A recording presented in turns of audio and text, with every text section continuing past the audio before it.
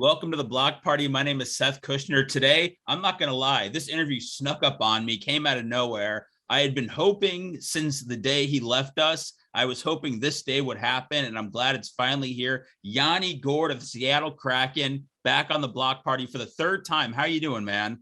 Really good. Thanks. Thanks for having me. My first question is like four questions in one. Are you okay? Is Seattle treating you well? Do you need us to come rescue you? Tell us all about it. I'm all good. Seattle's been treating us very well. Organization's been phenomenal. The whole like there's a lot of moving part, right? When you get picked off on an expansion draft. A lot of things happening at the same time, and they did an amazing job at helping us through that, and honestly made our job a little bit easier. So when you found out that you were unprotected from, with the Lightning, did you think then that Seattle was definitely going to take you? Did your agent tell you anything? Because, all the rumors were out there and your name was always at the top of the list. Yeah, honestly, when they told me I wasn't protected, I looked at the list, the unprotected list, and I was like, I don't think I'm gonna be picked off here. Killorn and Pally, like I'm like, these guys are pretty good. Matthew Joseph, like there's a lot of very good player that was left unprotected, and so I didn't think it was gonna be me, but when I heard the news, yeah. So I mean, it definitely a little bit of shock because obviously I didn't think it was going to happen, and but yeah, it's been great, and it was a good transition, and everything's been feeling pretty good. Who would you have taken if you were Ron Francis and you're sitting there and you could pick somebody off the Lightning? Would you have taken Killorn or Palat? I mean, it depends on how you want to. I mean, it's tough for me to answer that. I think both Killorn and Pally have their qualities. I'm a center.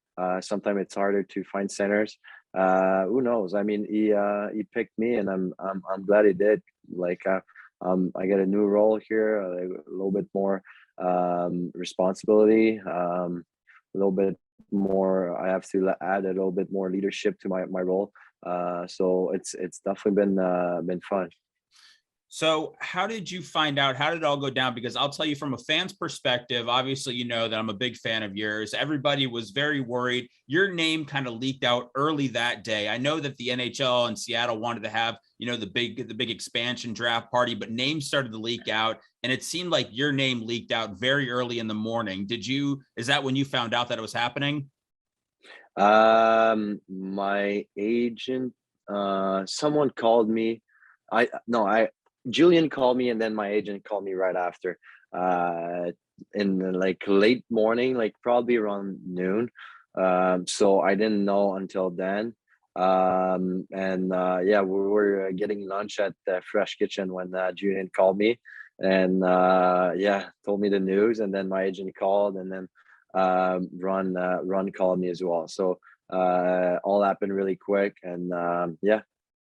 Were you from now? Macklemore went up on stage and introduced you, as a member of the Kraken. And I have a video I put up on Twitter where I cuss Macklemore out as soon as he announces your name. Were you familiar with Macklemore's music before he broke the news to the world? Yes, I knew Macklemore. I love his music, and it was pretty special to be announced by him. Okay. Now, Bogosian's going around town telling everybody that he got a steal on your house. Is that true? Did you work out a good deal with him? Because he also talked about like the fire pit and all the other things that are built in that, he said he could never build himself. Yeah, well, I mean, I did some work on the house, so yes, there's some upgrade in the house, but no, honestly, it was good for both parts, I think, and we wanted out as quick as possible so we could have a better option here, and then and then Bogo came in and he wanted a house. So we worked out something, and I think it worked out for both of us. Now, have you been able to build anything in Seattle? I know you were coming from your injury. You're back out there. It felt like you got back out there sooner than they were saying. Have you been able to build anything, or were you just going crazy? No, Your shoulder was I healing. haven't done anything. I wish I had more time, but building stuff, but I haven't. The main reason why I started building a lot of stuff was because we were in quarantine and we weren't doing anything, and all I had too much time on my hands. So I that's how it like kind of started, but I haven't done that in a while. All right, Yanni, talk to me about, have you seen the rings? When did you first find about the new rings now? How did you find out? Was it social media? Did you get a picture ahead of time? Please tell me you've seen them by now. Yeah, I've seen him social media, but no, yeah, there was the I didn't see him prior or anything, so they asked me to do a video for the ring ceremony that they were gonna show at night. I saw there was a few guys, well, all of us that weren't there did one, and I think yeah, so it was it was pretty fun. But other than that, I haven't seen it. I'm super excited to see it soon. Are they doing a ceremony for you? Because I interviewed Alex Barre-Boulet the other day on the block party, and he said that the Kraken released him and he missed the ring ceremony by one day, and then he just went into Julian's office and he just gave it to him, and that was it. So is anything special happening for you? I have no idea. Hopefully, they set something up for me. So talk to Breezer about that. Okay, yeah, I'm sure something's got to be going on. You told me last year, which I really appreciated, that you actually were one of the people that had a cup day last year. You told me that you think you and your brother had to carry your mom off a boat because Yeah. she celebrated so hard. So now you got to actually, have a true cup day in your hometown. So did you have to carry any family members, out of any boats? My mom was better. My mom was better, so that's good. But honestly, there was a lot of people that were drunk at my party. It was phenomenal. Honestly, we had a few, like, you'd think like it's only friend and family, so you'd think like no need security or stuff like that, right? But we still hired a few security guard, and thank God we did. It was like you're out, you're out, you're absolute juice, you're out. Oh, so But were no, you booting your own friends, or they were just like strangers that were they coming in? were like outrageous. Like we've like the amount of stuff we saw that night, like it was, but it was just like it was all fun, and it was just like the table, the cup table was unsteady at some point, so we had always someone holding the table because like people were falling everywhere. So but it was so much fun. We had a blast, honestly. And so I've heard from Ross Colton now, the keeper of the cup. I hear like at midnight he just takes the cup and he's gone. Like you get it at like Yep. 9, he shows up, and then is that kind of how it happened with you? Yeah, that's it. That's how it went down.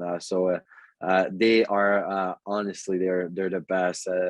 They showed up at 9 in the morning, and so and they follow the cup. They keep an eye on the cup 24, like at all time. There's someone watching it. It's it looks like a tough job, honestly. Like it's not like you just lay back and you party. Like they actually like they're dialed in, and they know their job, and they do a hell of a job with it. So there's no much joking around too much with the cup. They know what they're doing, and they but it's a lot of fun. That day is a lot of fun. Like we get to share it with a lot of family member, the community.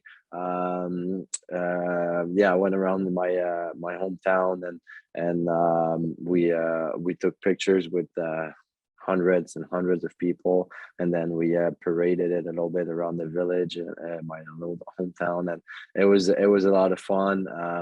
And then we went to a few more parties because in Quebec at the time there was only 25 people at each party because of COVID restrictions, so it's kind of annoying, so we had to do a bunch of stops, but ended up working out pretty well because it was a lot of fun at night. So tell me, I forgot you ate some sort of dessert out of the cup, right? Yeah, it's called maple taffy. So we put snow in the cup, and then you pour hot maple syrup on top of the snow, and it kind of like freezes it a little bit, and then you take your wooden stick and you just dip, and then it rolls on your stick, and Oh my God. it's honestly, it's phenomenal. Yeah, it was great. It was all time was sick. Now I've wondered, because I talked to Vazzy, and he was disgusted at the thought of eating out of the cup or anything like that. He just put his cat in there. When you tell the keeper of the cup, hey, we're gonna eat out of here, does he kind of clean it up, or you did not even care? You just go all in with the taffy? How does that work? Because I would want to make sure that it was just somewhat clean for me to eat out of. It was I'm assuming it was somewhat clean at the time. I didn't check. But there was a good layer of snow on top, so that I'm sure it was good. I'm sure it was. But after we did that, they went in, they cleaned the whole thing, and then they took it back out. It looked like brand new. It was they like I said, they do an amazing job with it, and they're unreal guys, and it's so much fun. Like being with them and partying with them, and the stories they have because they've been around. It's unreal. Now tell me, obviously everybody here knows that we don't win 2 Stanley Cups without you or Coleman or Goody. Do you feel like that you have, or that you're going to be close with those guys forever because of you guys played together so much over 2 years? You were you guys would start, you guys would finish those games. You were so vital. Do you feel like you're going to be kind of connected forever because of that? I think we're all going to be connected forever. Not only just our line, but both groups that won the cup. I think it was very two special groups. The first year in the bubble, where like we spent 65 days together, seeing each other for that amount of time, and yeah, it just like grew as a team, as a group, and so that was very special. And then last year as well, making it back to back with that group was amazing too. So I think we're gonna be a tight group of guys for a long time. Yeah, I see that. That's the back to back boys. Do you know which one you are? I don't know from a distance like that. That's Oh, you, I there's think. the old Gordo. Yeah, there. There he is. That's the only reason I bought it. So Pat Maroon's not on here, but Ross Colton told me that's because Pat Maroon went back to back to back. So maybe that's Yeah. why they didn't include him on the shirt. So Yeah, should be in the back 3P or something. that's exactly what he said. So just tell me what it's like. And this is something that I watched a million times. I was at the game 5 clincher. It was phenomenal to be at as a fan. You were on the ice, when the countdown, boom, when it was over, you're on the ice. You don't have to like jump off the bench and come on there. You're ready to, handle business. What's your thought? Like, as they're about to drop the puck, or, they pull their goalie or whatever's going on, like, are you thinking like, oh my God, like we're about to win? Or are you just so focused on what your job is always? At that point, I'm super focused on making sure we kill those last seconds. I know we have a D zone face off. There's probably 50 seconds left in the game. I'm just focused on winning that draw and making sure we get it clear, and that's what we did. And then 5 seconds left, Petrie turn around and just fires a shot from his own end, and I see the puck the whole way. I'm like, God, I gotta block that shot. I know it's gonna hurt, but so block it, and then the seconds like goes like like we win, and then so I'm a little bit hurt with my arm, but I jump in the pile, and like it's all like yeah, those moments are very special. Like it's crazy, like the emotion that goes through your head, and how much like it's those moments like that you're gonna like never forget. You're gonna remember for the rest of your life, and those were big moments. You told me when you had the cup day the first time that it was one of the probably the best day of your life. I want to know, where did this parade and this celebration rank, because you were an absolute animal that day? What got into you? Was it a mix of alcohol and espresso? I mean, you were just a beast that day. What Yeah, I was did have a lot of fun. I I honestly, I told Marie before the parade, I'm like, I think I'm gonna be pretty calm this year. I mean, we'll be on a boat, just me and you, and like with Emma. So I don't want to be like stupid out there. So sure enough, 5 minutes later, I'm shirt off. I'm like, people are tossing beer at me. I'm just absolutely smashing them. I'm like, oh God, here we go. And then yeah, and then the trolley happened where I found a bogey. I just rolled with it, and then off stage, and then there's rain, and then the fans were enjoying the old Gordo running around in the rain, so I kept doing it. And yeah, it was just I ran with the flow. It was a lot of fun. So there was never any thought like, man, this is going to be my last hurrah with the Lightning. I'm not sure if I'll be back. No, not for a second, honestly, not for a second. Not at that time. I didn't think about that. And yeah, so it just happened.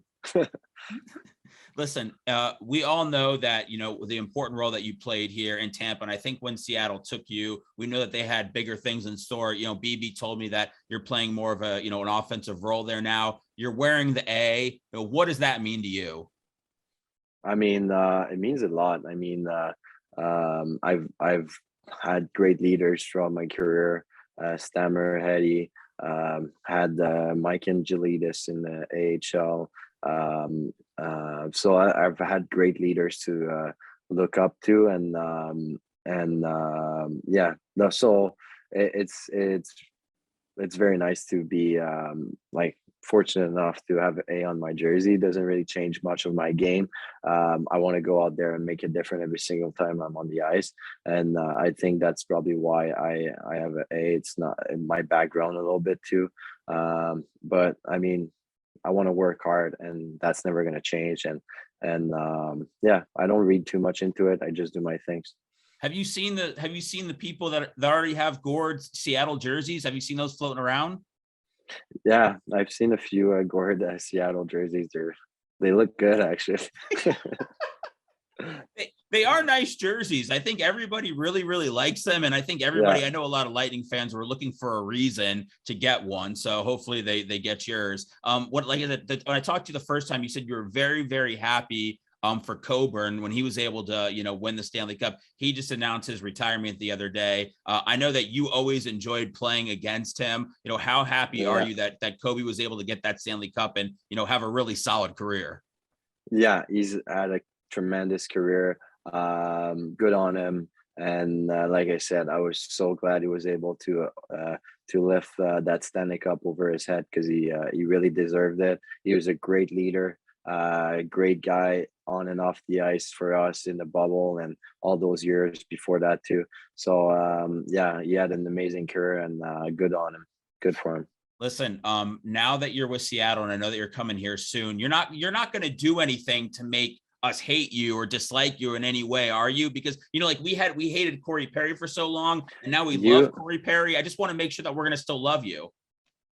I might, I'll do me. I'll do whatever I do that made you guys like me, but I'll do it against you. So if whether you like it or not, that's gonna be me. So yeah. I mean, all I'm gonna do is work hard, do my things, forecheck the boys, and try to get in front of Vazzies, and we'll see what happens.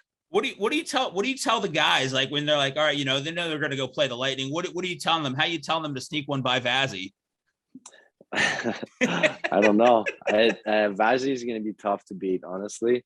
I know that because I could never do it in practice, and I practiced a lot against him. So I rarely scored. So I don't know. If I'm gonna score against him, but I'll do my best to be annoying. Have you gotten lost in Seattle or the new stadium yet? I would assume it's a lot, you know, going on there, and it probably feels like the first day of school. Are you getting around okay, or have you just at some point been like, I don't know where the hell I am? No, I've been pretty good. I haven't get lost yet, but maybe it's coming. Yeah, I know it's been fine. Honestly, like the staff has been phenomenal. Everybody's been helping. So we yeah, everything has been prepared well, and it makes our job easy. Now, did Emma get to have? I know Emma had a great connection with the Stanley Cup the first time around. Did she get to kind of have that time with it again before things got really crazy later on in the day? Yeah, no, she had her time. She had a good stretch. She went to bed maybe at 9 or 10 p.m. So it was good. She had a good night. But no, she was in the morning. We took pictures. The three of us. So it was good. And she had the little Stanley Cup that she kept raising over her head, like the first one we had. So it was yeah, it was a lot of fun, and she did an amazing job, Is your like always. Yeah, no, she loved it. Is your face blown up at all? Is it on the building in Seattle or around town or anything like that? Have you gone and seen like Honestly, a I haven't seen my face anywhere. Yeah, interesting? yeah. Well, I mean, it's not I that pretty with a face. I mean, Yanni, come on, listen, man, it's great, especially when you don't. Do you have the mustache going on right now? What's happening? No, well, just a tiny bit. No, I had a good muzzy going on, but then we had the family picture for Christmas card, and I have to shave the whole thing. And Marie didn't let me keep it. So, No, well, I don't blame her at all. Actually, it was terrible. the fans love it though, Yanni, but we know that nobody likes it in your personal life. Last year, I know the fashion here and putting it on social media is a big deal all over the place, especially with the lightning. You had a great hat last year. I think you said your wife bought you or something like that. It was just in Yeah. your closet, so you wore it. Are you using that in Seattle, or do you have to come up with a whole new Yes. wardrobe, for the city? No, I'm still using the hat because it's raining all the time, so I need my hair to not be too wet. So it has been raining a lot here in Seattle, but so no, I wear the same pretty much the same suits with the hat, and trying to mix it up a little bit. I had a couple new suit come in, but yeah, I keep trying to look good for games. Hey, look good, play good. How often do you think about that shorthanded goal you scored in Game 7 against the Islanders? Because I think about it at least 4 times a day. Is it anything? Is it anything that it's got to pop up throughout the day? Like, oh my god, like that's where would we be? I mean, they showed the Lightning played the Islanders the other night, and they showed stats of the last two playoff series, and they were like with goals scored, goals against, everything was just dead even, and that game could have gone either way. Is that something that you reflect on, or it's done and you're focused on the task at hand?